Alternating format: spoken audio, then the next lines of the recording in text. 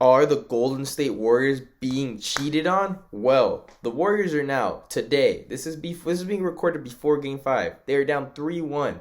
And many Warriors fans and Warriors players, Warriors coach have all gone down and started saying that the Lakers have been getting the benefit of the doubt, and you could see it on the box score on the free throw stat. So, this is true.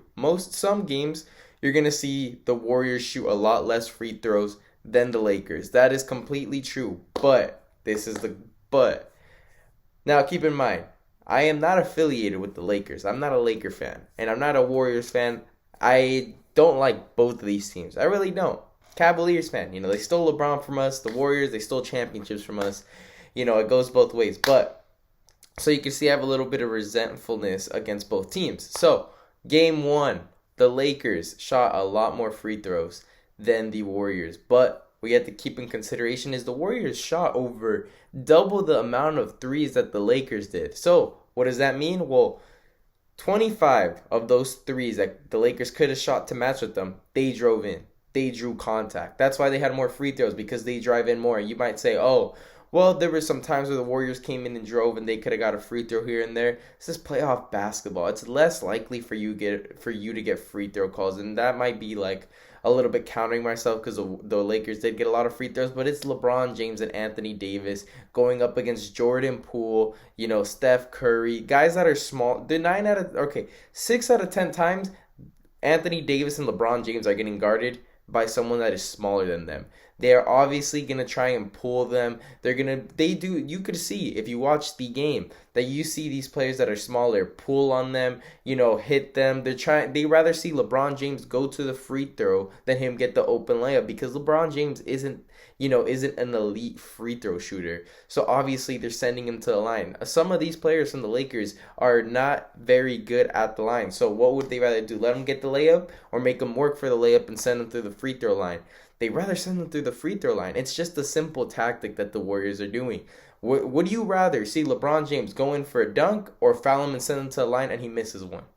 Statistically, you're going to want him at the free throw line. And that's why the Lakers get a lot of free throw calls, because they're purposely sending guys like LeBron, some other guys on the Lakers that aren't elite free throw shooters, because they know they'll miss one. And what would they rather do, 2 points or 1 point? It's just simple, mathematics. Now, game 2, it was a lot more even on the free throws. Lakers shot a little bit more threes. The Warriors shot a little bit less threes, so it was kind of like even. Warriors won that one, 1-1. Nobody complained. Everyone was like, oh, this is a beautifully refereed game, whatever. It wasn't a bad game. Then we go game 3. Boom. Lakers defend home court. They have more free throws than the Warriors again.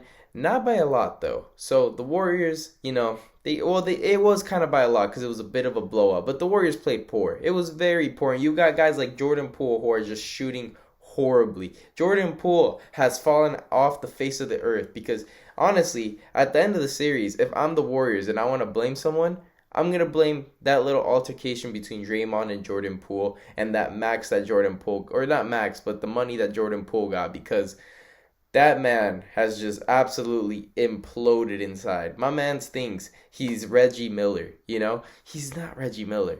This guy's coming off the bench. He's going 0 for 4, and he's playing bad, and then he's got an attitude problem. That is the worst combination you want. A guy who's dropping donuts while thinking he's one of the greatest shooters of all time, when two of your teammates are actually two of the greatest shooters of all time. But it is what it is. Jordan Poole, he's going to be held responsible, because at the end of the day, he's not playing defense. He's turning over the ball. He's not shooting efficiently. He comes in and he's a detriment to the team, and that's why game 4 he had 10 minutes 0 for 4. They said, enough is enough. They sit him on the bench, and then everybody obviously knows what happened in the locker room where he was kind of showing attitude to the reporters.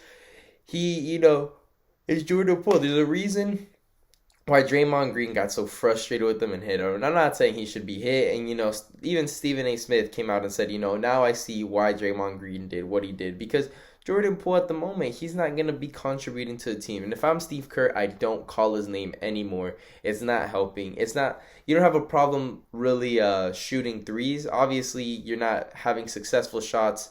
But the problem is, Jordan Poole is shooting threes. To be honest, those 4 threes that Jordan Poole shot, I'd rather have Steph Curry shoot them, because I know Steph Curry won't go 0 for 4. He might hit 1 or 2. Curry does shoot a lot of threes, but he does make some of them. And Steph Curry, honestly, in Game 4, he's kind of to blame for the loss.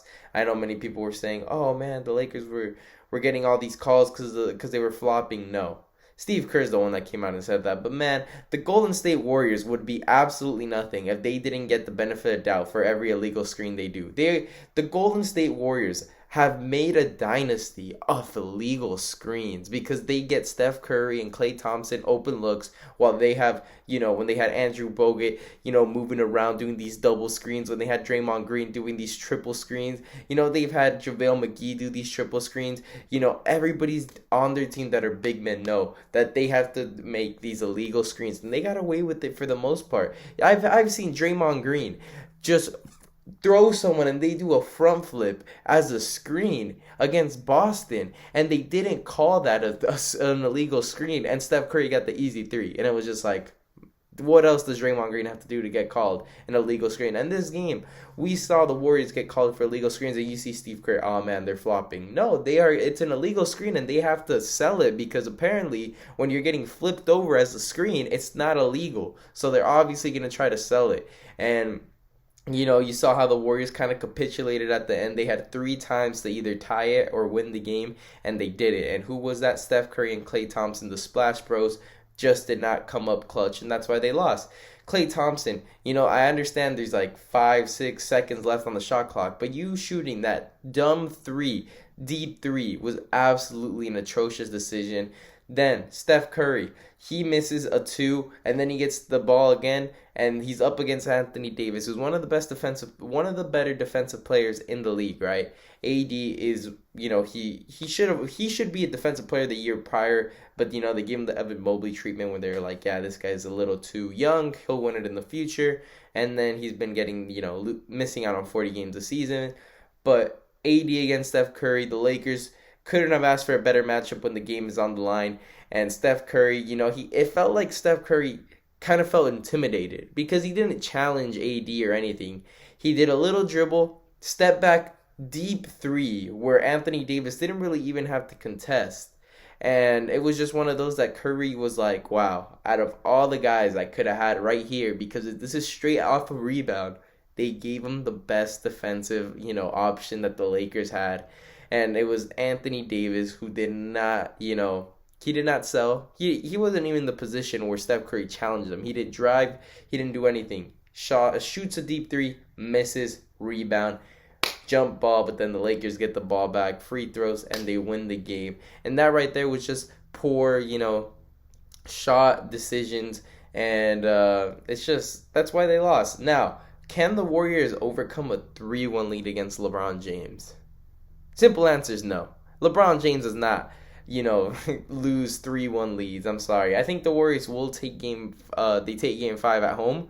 Game 6, I think the Lakers will take it. And this is the first time I made any prediction on this series. I wanted to avoid predictions because I had no idea where it was going to go, because people might say the referees in the league have a little bias on these games, and I'm just like, the league wouldn't care if it was the Warriors or the Lakers going through. The 2 biggest names are up against each other, and that's left in the playoffs. That is LeBron James and Steph Curry. The league doesn't care which one's getting through.